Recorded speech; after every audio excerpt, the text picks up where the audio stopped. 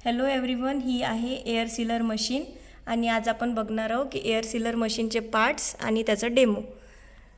हे आहे स्विच, जिथून स्विच ऑन करावा लागतो।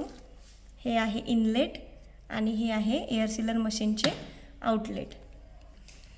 नेक्स्ट ही आहे ट्यूबिंग, जो आउटलेटला अटॅच होतो तो पार्ट आणि जो इनलेटला अटॅच होतो तो हा पार्ट।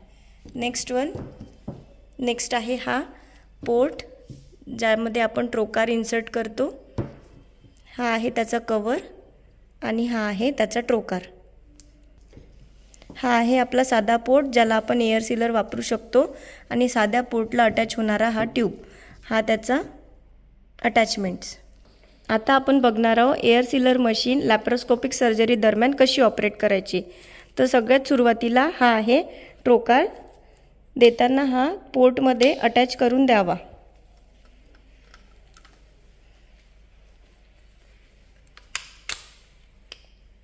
अटॅच करताना त्याची अटॅचमेंट प्लेसमेंट बरोबर झाली की नाही हे बघावे आणि नंतर लॉक करावे आणि रिमूव्ह करताना अनलॉक करावे। नंतर त्याचे दोन्ही नॉब खालून वरून प्रेस करावे व जेंटली रिमूव्ह करावे।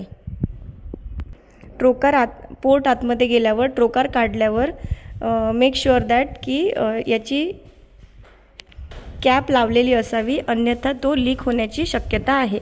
CO2 लीक होण्याची शक्यता आहे। कॅप यूज करण्याची मेथड बघून घ्या। प्रेस करून काढावी व लावताना डायरेक्ट लागते। आता ट्यूबिंग कशी अटॅच करावी हे बघून घ्या। जिथून इनलेट आहे ते ओपन करावे व अशा पद्धतीने अटॅच करावे। अटॅचमेंट फार सोपे आहे, जेंटली फक्त क्लॉकवाइज रोटेट करावे। आता बघणार आहोत एअर सीलर मशीनला CO2 ची अटॅचमेंट कशी करावी। हा आहे मोठावाला नॉब आणि त्याच्या दोन्ही बाजूला आहे छोटे नॉब। लावताना हे छोटे नॉब आणि मोठे नॉब बरोबर बघून घ्यावे व मोठा नॉब सगळ्यात वरती प्लेस करावा। प्लेस केल्यानंतर खालच्या दिशेने ओढावे। आता हा झाला लॉक। अनलॉक करताना ते वरच्या दिशेने ओढून घ्यावे, मग तो ऑटोमॅटिक अनलॉक होणार आणि रिमूव्ह करावे।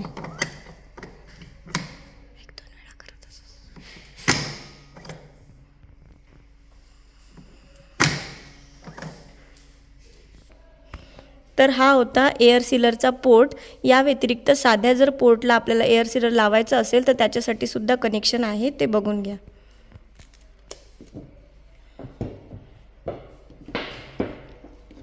साध्या ट्यूबला लावायसाठी वेगळी ट्यूबिंग आहे, त्याला अशा पद्धतीने अटॅच करावे।